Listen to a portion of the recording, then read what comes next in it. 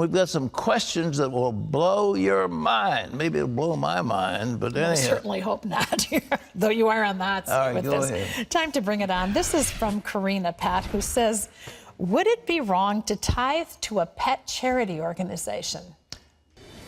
Can I tell you a story? I was told not to tell this to anybody. Oh, dear.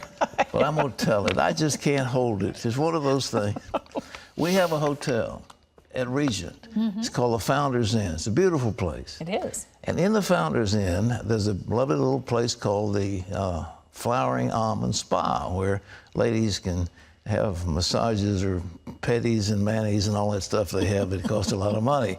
Okay. Well, there's a little sort of a koi pond out at the entrance to that place, a little bubbly deal with a little thing. And there's a fish in there, see? A fish. A tiger fish. A koi pond, it's good to have a fish. So we got a letter from PETA. And PETA said, you can't believe this, little fish get lonely, and we noticed at your Flowering Almond Spa that you have only one of those fish, and we know that fishes need stimulation, and he's lonely, and we want to bring this to your attention, and what are you going to do about it? I think the manager wrote back and said, well, we've already eaten him. Too late. I don't know.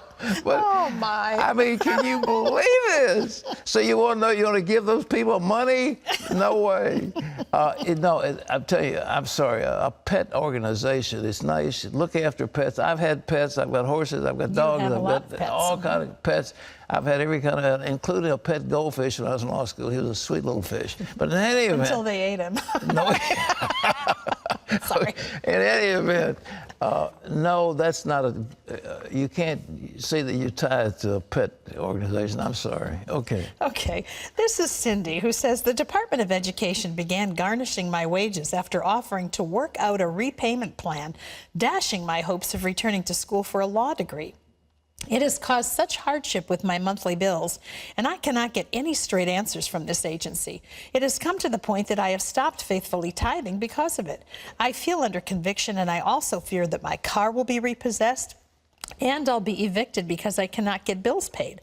I've never been in such dire straits. Any financial advice? I don't have enough information about you to give you intelligent discussion, but I do know it's a tragedy. It's a huge burden. $1 trillion or more of student debt, and people go to these schools, especially these for-profit schools, and they sign up for courses that they can't afford, and they don't bring them any income, and they get saddled with $50, $60, $70, $100,000 worth of debt. Now, you said the Department of Education. I don't know whether you worked as a teacher or what it was you did, but you're never hopeless. You never are without some opportunity. So begin to look to the Lord, and there are financial advisors who are good. There's some that are not good. So you want to find one who is honest and reputable to just sit with you and work out a plan.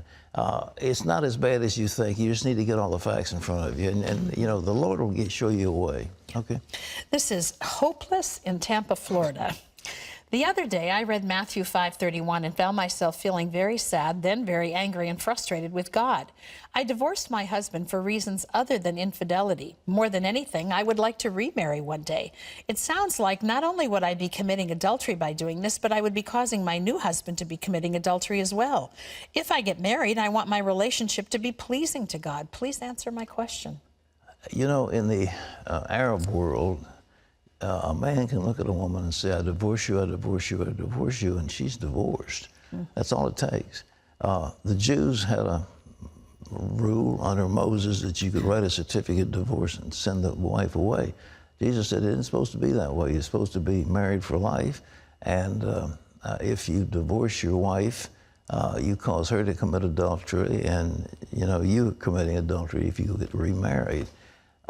That's the rule, and I hate to say, but it has been very confusing because it's almost Jesus, whenever Jesus gets legalistic, or it seems that he's getting legalistic, and it causes confusion.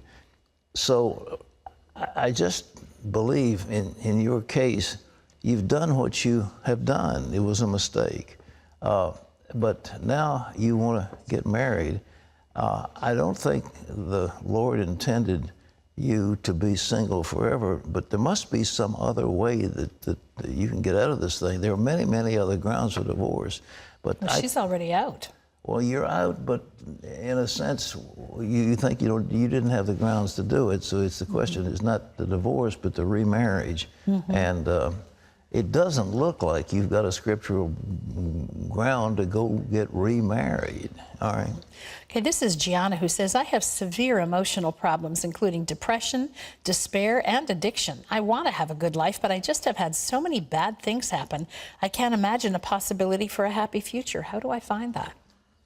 A man shall eat good by the fruit of his lips. You need to begin to confess victory. You say, today is the day the Lord hath made, and I rejoice and are glad in it. I confess victory. Jesus Christ loves me, and I'm his child, and I declare victory today. You see, you're declaring defeat, you're declaring misery, you're declaring everything bad.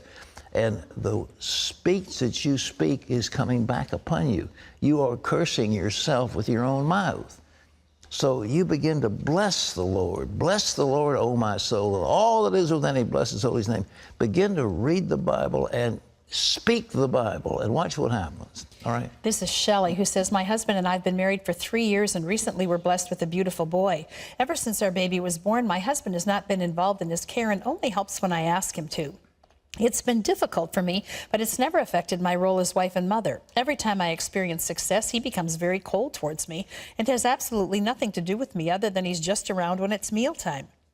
I've spoken to him and he denies it. I don't think I can go on like this, but I hate the idea of divorce. I've been praying, but I'm depressed about it. What should I do? I think there must be a godly counselor someplace that you insist on your husband. He's got to shape up. It may be that he is jealous of the baby. It may be that you don't realize that there hasn't been the same sexual intimacy that it was before the baby. It may be he's having a question of inadequacy. He's thinking down the road, can I afford to educate this child? You don't know all the things going on in his mind, but he needs a professional counselor, and the two of you need to go into counseling. You can work this one out. It's not that hard, but that is a classic problem that comes up in people's lives. And as I say, it's either jealousy or sadness.